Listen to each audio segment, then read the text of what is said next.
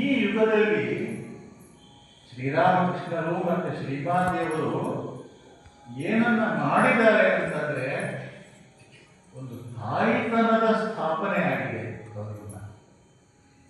ತಾಯ್ತನದ ಸ್ಥಾಪನೆ ಏನದು? ತಾಯ್ತನದ ಸ್ಥಾಪನೆ ಅಂತ ಅಂದ್ರೆ ತಾಯ್ತನ ಅನ್ನೋದನ್ನು ಸ್ಥಾಪನೆ ಮಾಡೋದು ಅಂತಂದ್ರೆ ಏನು ಮಾಡೋಣ.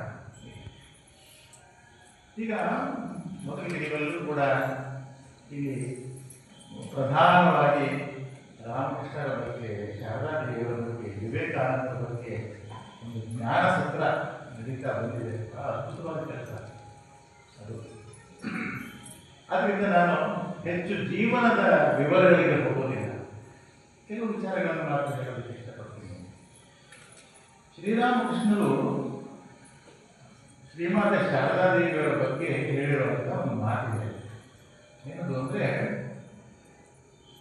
ಈಕೆ ಈ ಶಾರದೆ ಸರಸ್ವತಿ, ಅವಳು ಜಗತ್ತಿನ ಜನರಿಗೆ ಜ್ಞಾನವನ್ನು ಕೊಡುವುದಕ್ಕೆ ಬಂದಿದ್ದಾಳೆ ಅಂತ ಮಾತು.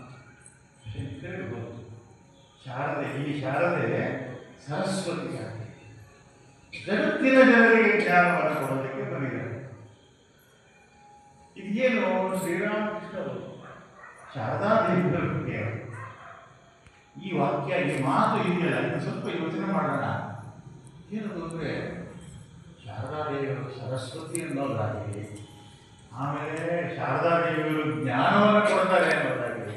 ಮತ್ತೆ ಆ ಜ್ಞಾನವನ್ನು ಯಾರಿಗೆ ಕೊಡ್ತಾ ಇದ್ದಾರೆ ಅಂದರೆ ಜಗತ್ತಿನ ಜನರಿಗೆ. ಯಾವುದೋ ಒಂದು ಬೀದಿಯ ಜನರಿಗೆ, ಒಂದು ಮನೆಯ ಜನರಿಗೆ, ಒಂದು ಬಡಾವಣೆಗೆ ಅಲ್ಲ, ಅದು ಜಗತ್ತಿನ ಜನರಿಗೆ ಜ್ಞಾನವನ್ನು ಕೊಡೋದಕ್ಕೆ ಬಂದಿದ್ದಾರೆ ಕೃಷ್ಣರಿಗೆ.